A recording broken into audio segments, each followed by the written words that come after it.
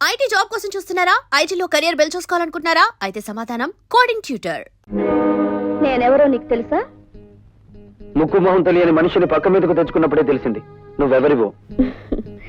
ఈ రోజా ఒక్క చూపుతో మహామహుని సైతం శాసించగలదని కూడా నీకు తెలుసా?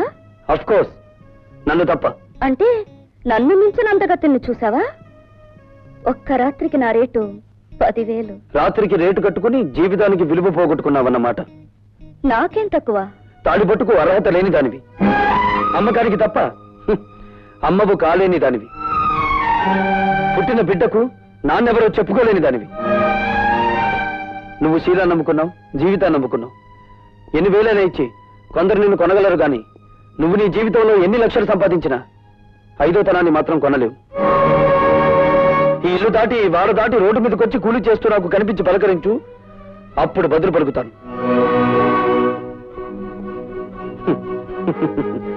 ఒక్క చూపుతో మహామహుల్ని శాసించే నీ అందం నా చేత ఒక్క సంతకం కూడా పెట్టించలేకపోయింది కదూ.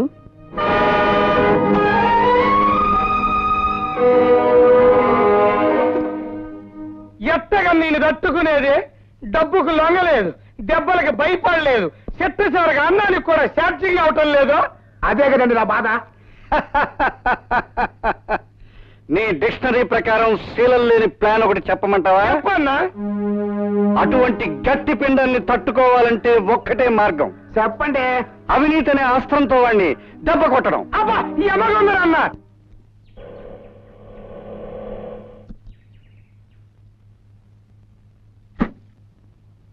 ఏంటి ఎవరండి లోపల? ఎవరు కావాలండి? హాయ్, భార్గవ్ గారు తమకి. అన్నయ్య అవుతాళ్ళండి, చెప్పండి. అయ్యో బాబోయ్, సమస్య తీరిపోయిందండి. రే లోపలెక్కండి. ఏమిటండి ఇవన్నీ? ఏం లేదమ్మా, నీకు ఎంటర్టైన్మెంట్ తక్కువగా ఉందని భార్గవ్ గారు, అదే మీ అన్నయ్య గారు గాలి పంక, అది మామూలు అనుకోండి, ఫ్రిడ్జ్, రేడియో, టీవీ, ఈసీఆర్ పంపించారు. రే లోపలెట్టండి. ఇవన్నీ కొంటున్నట్టు నాతో చెప్పలేదే? అయ్యో బాబోయ్, ఇక్కడ త్రిల్లే. అండి ఇవన్నీ అట్టుకెళ్ళి ఇంటికాడ ఎట్టండి, వెనకాల నేను వస్తాను. వీటన్నిటిని చూసేసరికి మా చెల్లెలు థ్రిల్ అయిపోవాలా అన్నారండి మీ అన్నయ్య గారు. అండి లోపలెట్టండి. అయ్యి బాబోయ్, ఎట్టేశారండి. అండి బా, ఇక్కడ సంతకం పొడవండి. ఎందుకు? అయ్యో బాబోయ్, మళ్ళీ థ్రిల్లా.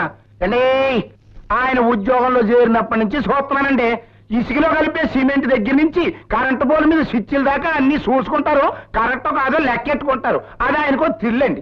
ఇప్పుడు మీరు ఈ సంతకం పెట్టరనుకోండి, నేను థ్రిల్ అయిపోతాను. అందుకని పొడిసేయండి. అమ్మయ్యా, ఇప్పుడు థ్రిల్ లేదండి. రే రండిరా. అయ్యో, రేరా. రారా. ఇదిగో పద్మ, ఇదేం బాగాలేదు. రోజు మీ అన్నయ్య నా ఆటోలో ఫ్రీ సర్వీస్ కొడుతున్నాడు. మీరు మాత్రం తక్కువ తిన్నారా? ఇల్లు ఫ్రీ, మీల్స్ ఫ్రీ, పైగా ఈ రోజు నుంచి ఎంటర్టైన్మెంట్ కూడా ఫ్రీ చేశాడుగా. ఎంటర్టైన్మెంటా? అదేమిటమ్మా? ఇదో థ్రిల్లా? కలర్ టీవీ, వీసీఆర్ కొని పంపించావుగా. నేనా? నేను కొని పంపడం ఏమిటి? మరీ జోక్ చేయకనే రా. నువ్వు కొని పంపించినావు కదా. ఇవి ఎవరు తెచ్చిచ్చారు? ఆయన ఎవరో పేరు కనుక్కోలేదు, నీ పేరు చెప్పి ఇవన్నీ తీసుకోమంటే తీసుకున్నాను. బుద్ధి లేదు, ఎవరో ఏదో తీసుకోమని తీసుకోవడమే. శంకరం, ఏదో మోసం జరిగిపోయింది. ఇది ఆ రాజశేఖరం గారి కుట్ర. నేను తనకి లొంగడం లేదని ఆ సదానందం గారి చేత ఈ పని చేయించుంటాడు. నేను ఇప్పుడే వెళ్ళి. రండి బాబు రండి. ఈయనేనండి భార్గవ్ గారు, మీ పని కానివ్వండి. Mister Bhargava, we're from anti corruption bureau. మీరు కాంట్రాక్ట్ ని సంతకం చేయడానికి వీసీఆర్, కలర్ టీవీ, ఫ్రిడ్జ్ లంచంగా తీసుకున్నారని మిస్టర్ సదానందం రిపోర్ట్ చేశారు. అయ్యి బాబోయ్, ఇవన్నీ నేను పంపించింది. అమాయకులైన మా పద్మను మోసం చేసి ఈ సదానందం ఆ వస్తువులు ఇచ్చి వెళ్ళాడు తప్ప వాటిని నేను లంచంగా అడగలేదు. ఓర్ఖాండే, ఎవరైతే నేను అనుకుంటారో ఆ పైల మీద సంతకం పెట్టాలంటే ఇవన్నీ పంపించానే కానీ కుదరదన్నారు మీరు. కానీ 2 గంటలు టైం ఇచ్చాయండి బాబు, అందుకే బ్లాక్ లో కొనుక్కొచ్చాను. అందుకు రుజువు ఏమిటి? రుజువా అండి? ఇదిగోనండి. అండి ఇవన్నీ ముట్టినట్టుగా ఆయన గారి సెల్లులు నాకు సంతకం పెట్టించిన రసీదండి. పద్మ సంతకం పెడితే నేను లంచగొట్టి నెల అవుతాను. ఆ సంగతి నేను చెబుతాను. మీరు సదానందంగా లంచం అడగటం నా చెవులారా విన్నాను. సార్, మీరు ఆఫీసులో నేను లంచం ఇవ్వబోతే నాకు అక్కర్లేదు, ఏవైనా వస్తువులు కొని ఇంట్లో ఇచ్చేసి ముట్టినట్టు నా చెల్లెలతో సంతకం తీసుకుంటే చాలు అని కూడా అన్నారు సార్. ఒక ప్రభుత్వ ఉద్యోగం మీద చేయి చేసుకుంటావా? పద పోలీస్ స్టేషన్కి. మా భార్గవ లాంటి వాడు కదండి. Is gold medalist. వాడు రక్తం గోల్డ్, వాడు మనసు గోల్డ్, వాడు నిజాయితీ గోల్డ్. సారీ మిస్టర్, అతని నిజాయితీ నిరూపించుకోవడానికి కోర్టులు ఉన్నాయి. ఇన్స్పెక్టర్, ఇతను అరెస్ట్ చేయండి. కమాన్. ఇన్స్పెక్టర్ గారు, ఇన్స్పెక్టర్ గారు, మా అన్నయ్యని అరెస్ట్ చేయొద్దండి. అమాయకత్వంతో ఆ పేపర్ మీద సంతకం చేసి నన్ను అరెస్ట్ చేయండి. సారీమా, కమాన్. ప్లీజ్. ఇన్స్పెక్టర్ గారు. ముద్దాయి భార్గవ ఒక కాంట్రాక్ట్ అక్రమంగా సదానందానికి ఇవ్వడానికి లంచం అడిగాడని, దాన్ని పరోక్షంగా పుచ్చుకున్నాడని సాక్ష్యాధారాల వల్ల నిరూపించబడింది. కనుక ముద్దాయి భార్గవకు ఐపీసీ సెక్షన్ 161 ప్రకారం 3 నెలలు సాధారణ జైలు శిక్ష విధించడమైంది. ఏమండి, దీనంతటికి నేనేనండి కారకురాల్ని. నేనే. పద్మ, పద్మ.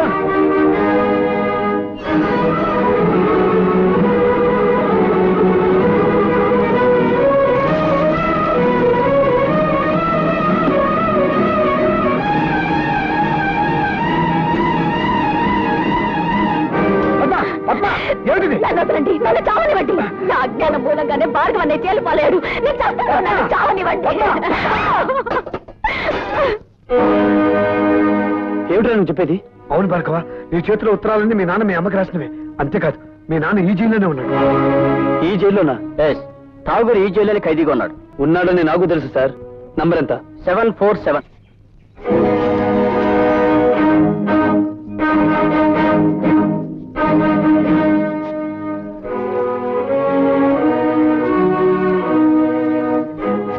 వీడి చేతికి ఉత్తరాలు ఎలా వచ్చాయా అని ఆలోచిస్తున్నావా? ఆ ఉత్తరాలు అందుకున్నావిడ నీకు భార్య, నాకు అమ్మ. అంటే నువ్వు భార్గవా నా కొడుకు అన్నమాట. నేను నీకు కొడుకునని చెప్పలేదే. ఆవిడ నాకు అమ్మ అని చెప్పాను. నేను జైలుకొచ్చాను అన్న నిందే నీ చేత నన్ను నాన్న అని పిలవనివ్వకపోతే ఇప్పుడు నువ్వు జైలుకొచ్చావు కదా బాబు. వచ్చాను. ఎందుకని? నీకు వారసుండి కనుక. అంటే నువ్వు హత్యలు చేయడంలో కాదులే, సంఖ్యలు వేయించుకోవడంలో మాత్రమే నీకు వారసుండి. నువ్వు చేసిన తప్పుడు పనికి నా తల్లి జీవితాంతం నరకయాతను అనుభవించింది. అనుక్షణం తను ఆవేదన అనుభవించిన నిన్ను పల్లెత్తు మాట అనివ్వలేదు. ఆ బాధని గుండెల్లో దాచుకుని దాన్ని మహమ్మారి జబ్బుగా మార్చుకుని చివరికి ప్రాణాలు పోగొట్టుకుంది. పార్వతి, కన్నీళ్లు పెట్టడానికి ప్రయత్నించకు. నా తల్లిని దగా చేసిన వాడి ప్రాణాలు తీసే అవకాశం వస్తుందో రాదో అని ఇన్నాళ్ళు అనుకున్నాను. వచ్చింది. నేను ఈ జైల్లో ఉండే 3 నెలల్లో ఏదో ఒక రోజు మా అమ్మ ఆత్మకు శాంతి కలిగిస్తాను. నీకు తల కొరివి పెట్టి కాదు, నీ తల నరికి. Good morning. Good morning. Good morning. Good morning. Good morning. ఏమిటి విచిత్రం? సూర్యుడు తూర్పు దిక్కుని ఉదయించాడు, నేను కాల్గేట్ పేస్తోనే పళ్ళు తోకున్నాను. అలవాటు ప్రకారం పెన్ను జారి పడాల్సిన చోటే పడింది, కానీ ఏదో మిస్సు కొట్టింది. మీరా ఇక్కడ ఇలా? ప్రతి అడ్డమైన విధవ ఏదో ఊడిపడిందని జారి పడిందని సరిగ్గా ఇక్కడే జారి పడుతున్నాడు. అందుకే సెటప్ మార్చాను. నాకు ఒళ్ళు మండిందంటే అడ్డు కూడా కట్టించి పారేస్తాను. లైలా,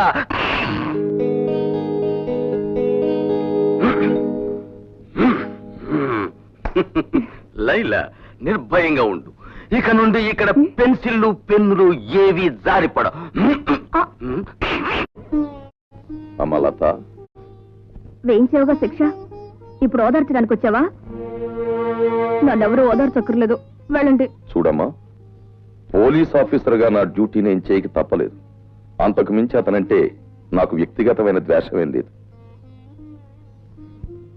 పోలీస్ మనుషులు కదా, నా కన్నీళ్లు తుడవడానికి ఏదో ఒకటి చెప్తావు.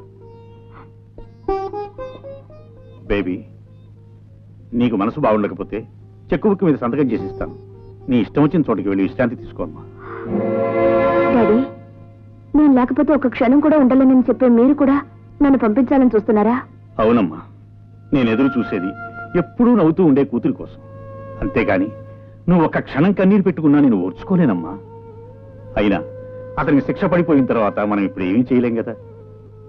భార్గవ్కి 3 నెలలు శిక్ష పడినందుకు కాదు నేను బాధపడేది. రేపు అతను విడుదలై వస్తే అందరూ అతను ఒక ఖైదీలా చూస్తారు, అవినీతి పరుడని ఎగతాళి చేస్తారు. చూడమ్మా, అదే నీ బాధ అయితే అతను విడుదలైన తర్వాత సమాజం అతనికి అవినీతి పరుడని పేరు పెట్టకముందే నేనే ఒక కొత్త పేరు పెడతాను. ఏమిటిది? చీఫ్ ఇంజనీర్ గారి అల్లుడు అని. డాడీ అవునమ్మా. Thank you daddy.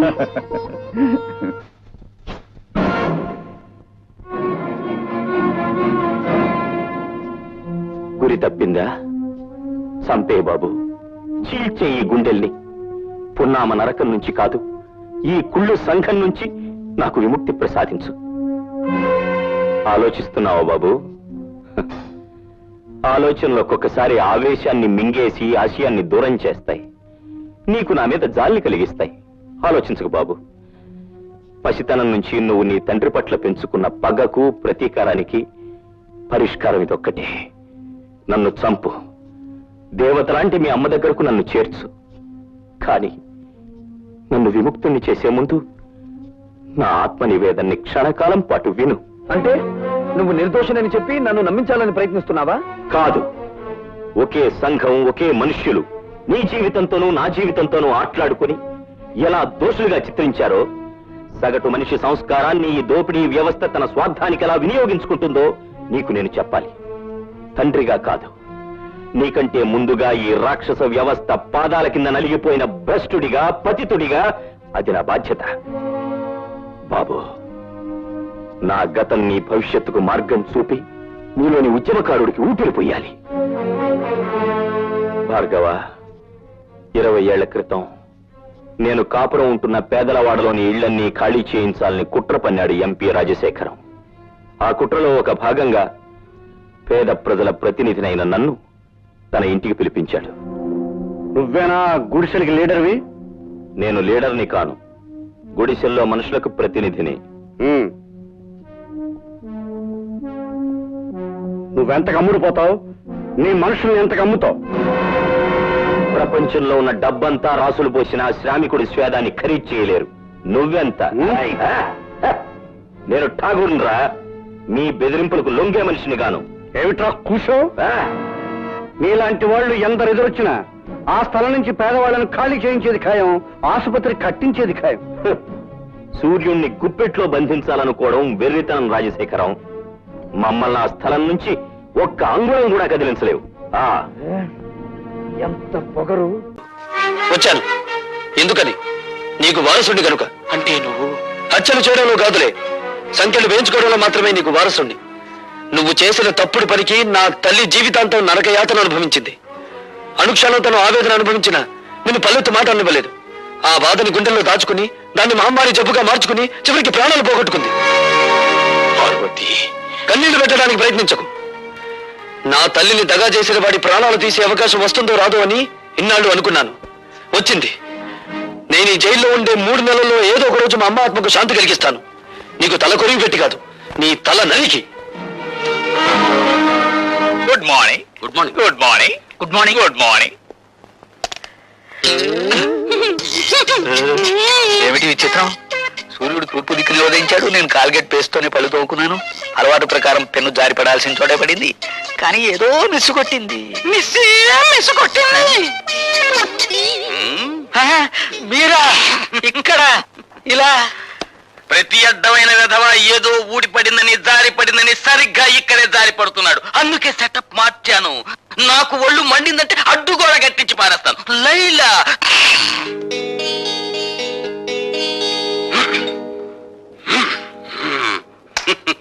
లైలా, నిర్భయంగా ఉండు. ఇక నుండి ఇక్కడ పెన్సిళ్ళు, పెన్నులు ఏవి జారిపడ. అమలత, వేయించావుగా శిక్ష, ఇప్పుడు ఓదార్చడానికి వచ్చావా? నన్నెవరూ ఓదార్చక్కర్లేదు, వెళ్ళండి. చూడమ్మా, పోలీస్ ఆఫీసర్గా నా డ్యూటీ నేను చేయక తప్పలేదు. అంతకు మించి అతనంటే నాకు వ్యక్తిగతమైన ద్వేషమేం లేదు. పోలీస్ మనిషివి కదా, నా కన్నీళ్లు తుడవడానికి ఏదో ఒకటి చెప్తావు. బేబీ, నీకు మనసు బాగుండకపోతే చెక్కు బుక్ మీద సంతకం చేసి ఇస్తాను. నీ ఇష్టం వచ్చిన చోటికి వెళ్ళి విశ్రాంతి తీసుకోమ్మా. డాడీ, నేను లేకపోతే ఒక క్షణం కూడా ఉండాలని చెప్పే మీరు కూడా నన్ను పంపించాలని చూస్తున్నారా? అవునమ్మా, నేను ఎదురు చూసేది ఎప్పుడూ నవ్వుతూ ఉండే కూతురి కోసం. అంతేగాని నువ్వు ఒక్క క్షణం కన్నీరు పెట్టుకున్నా నేను ఓర్చుకోలేనమ్మా. అయినా అతనికి శిక్ష పడిపోయిన తర్వాత మనం ఇప్పుడు ఏమీ చేయలేం కదా. భార్గవ్కి 3 నెలలు శిక్ష పడినందుకు కాదు నేను బాధపడేది. రేపు అతను విడుదలై వస్తే అందరూ అతన్ని ఖైదీలా చూస్తారు, అవినీతి పరుడని ఎగతాళి చేస్తారు. చూడమ్మా, అదే నీ బాధ అయితే అతను విడుదలైన తర్వాత సమాజం అతనికి అవినీతి పరుడు అని పేరు పెట్టకముందే నేనే ఓ కొత్త పేరు పెడతాను. ఏమిటిది? చీఫ్ ఇంజనీర్ గారి అల్లుడు అని. డాడీ, అవునమ్మా. Thank you daddy.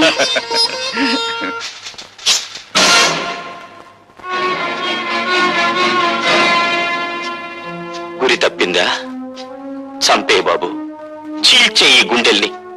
పున్నామ నరకం నుంచి కాదు, ఈ కుళ్ళు సంఘం నుంచి నాకు విముక్తి ప్రసాదించు. ఆలోచిస్తున్నావా బాబు? ఆలోచనలు ఒక్కొక్కసారి ఆవేశాన్ని మింగేసి ఆశయాన్ని దూరం చేస్తాయి. నీకు నా మీద జాలిని కలిగిస్తాయి. ఆలోచించకు బాబు. పసితనం నుంచి నువ్వు నీ తండ్రి పట్ల పెంచుకున్న పగకు ప్రతీకారానికి పరిష్కారం ఇదొక్కటే. నన్ను చంపు, దేవతలాంటి మీ అమ్మ దగ్గరకు నన్ను చేర్చు. కానీ నన్ను విముక్తుణ్ణి చేసే ముందు నా ఆత్మ నివేదన్ని క్షణకాలం పాటు విను.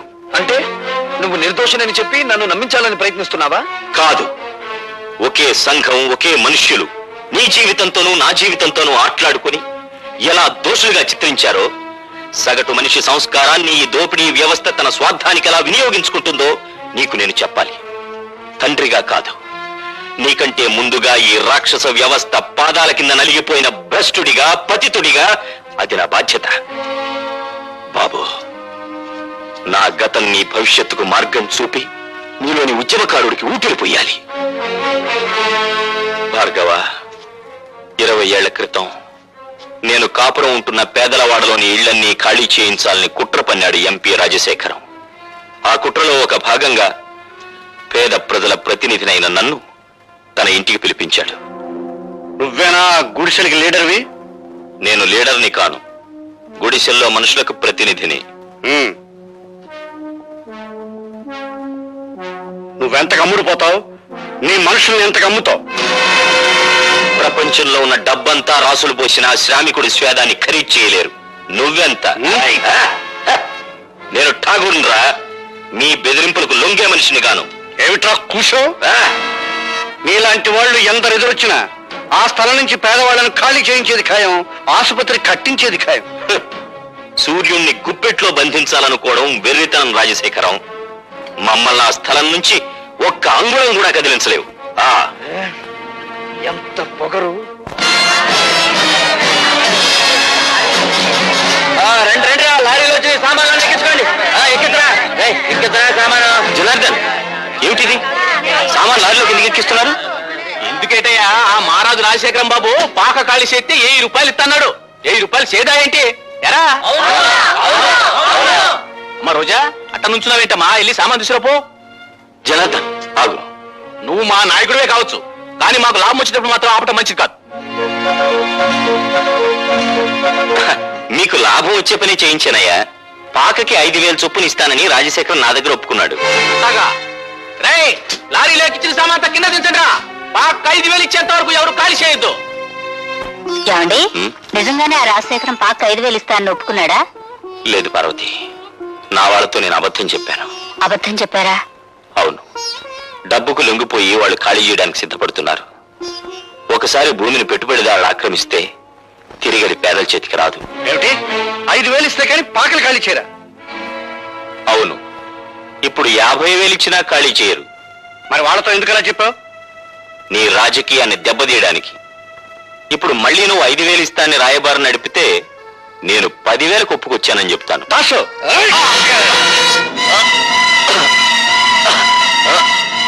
వీడిని మర్డర్ చేసి కాలంలో పారేనా? ఎందుకురా అనవసరమైన కేసు? వీడిని గోని సంచిలో చుట్టి గూడ్స్ బండిలో ఎక్కించు. 3 రోజుల తర్వాత వెనక్కి వచ్చేసరికి ఆ పాకల స్థానంలో మన ఆసుపత్రి పునాదులుంటాయి. ఏదా జనార్దన్, సామాన్ లారీలకు ఎక్కించలేదా? డబ్బు ఉందే అటాక్ ఇచ్చమంటారు. డబ్బా? ఠాగూర్ చేతికిచ్చి పంపించానే, మీకు ముట్టలేదా? ఠాగూర్కా? ఎరా దాసు? అవునండి, ఠాగూర్ చేతికి డబ్బిచ్చి మీ అందరికీ పంచమన్నారా? పొద్దుటి నుంచి అసలు ఠాగూర్ ఈ ప్యాట్లోకి రాలేదు. పొద్దుటి నుంచి ప్యాట్లోకి రాలేదా? పొద్దుటనగా నా దగ్గర బయలుదేరిన ఠాగూర్ ఇంతవరకు ఇక్కడికి రాలేదంటే ఆ డబ్బంతా తీసుకుని పారిపోయి ఉంటాడండి. అబద్ధం. నా భర్త డబ్బు కోసం కక్కుర్తిపడే నీచమైన వాడు కాదు రాజశేఖరం. అలాంటి దొంగ బుద్ధి ఉండేది మీలాంటి సిగ్గులేని రాజకీయ నాయకులకి. ఎవరు దొంగో ఎవరు దొరో ఇప్పుడే తెలిచేద్దాం. దాసు, వెళ్ళి ఆ ఠాగూర్ సోదా చేయండి రా.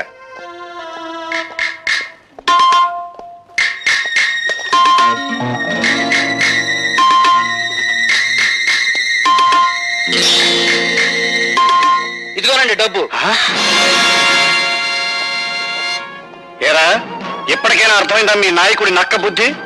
డబ్బింట్లో దాచేసి రాత్రి రాత్రి పెళ్ళం పిల్లలతో దాటేద్దాం అనుకున్నాడు. ఇలాంటి నాయకులు నమ్ముకుంటే మీ బతుకులు కుక్కల పాలవుతాయి. ఇదిగో జనార్దన్, ఈ డబ్బు ఇంటికి 5,000 చొప్పున నువ్వే పంచేయి. అట్లాగే బాబు. మరి దొంగ డబ్బు దాచిన వాళ్ళు ఏం చేయమంటారండి? ఇంకా ఏం చేస్తారు రా, మోట ఇంటిని తాలెట్టండి, తర్వాత వీళ్ళిద్దరిని కొట్టి తరివేయండి.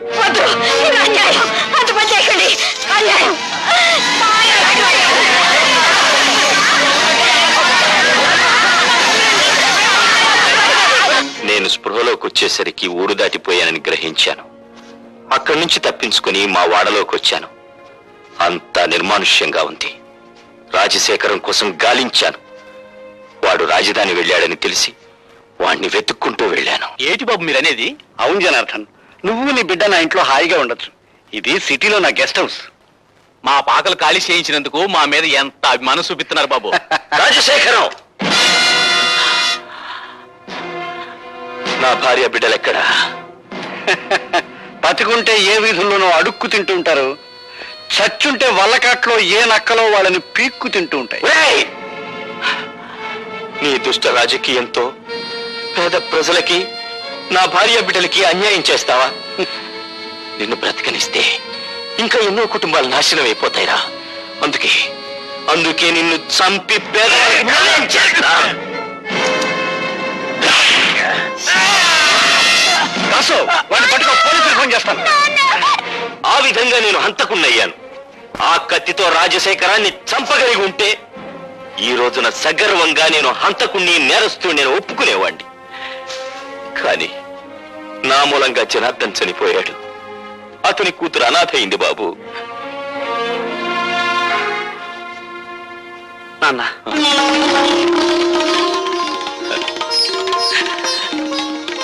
బాబు, నాన్న, ఠాకూరు భార్గవ తండ్రి కొడుకులా? అంతేకాదండి, ఆ రోజా తండ్రి సావుకు మీరెట్టా కారణమయ్యారో, ఆ ఠాగూర్ గారిని మీరెట్టా జైలుకు పంపారో కొడుకు అంతా ఎడమరి చెప్పాడండి. జైల్లో ఉన్న మనవాళ్ళు చెప్పారు. అన్ను 2 బ్యాటరీలు ఒకేసారి ఛార్జింగ్ అవుతుంది, మనం డేంజర్ లో పడకుండా చూడరు. నెగిటివ్ ని పాజిటివ్ తో కలవనివ్వను, నెగిటివ్ తోనే కలపాలి. దాసు, అర్థమైందండి. దాసు గారి దగ్గర పంచపచ్చ ఫలమానాలు తినే మమ్మల్ని జైలు కూడా తినిపించేటట్టు చేసావు కదా. అందుకనే నిన్ను మట్టి కనిపించాలనుకుంటున్నాం. ఏడ్చారు, మీరు మట్టి తినకుండా ఉంటే చాలు.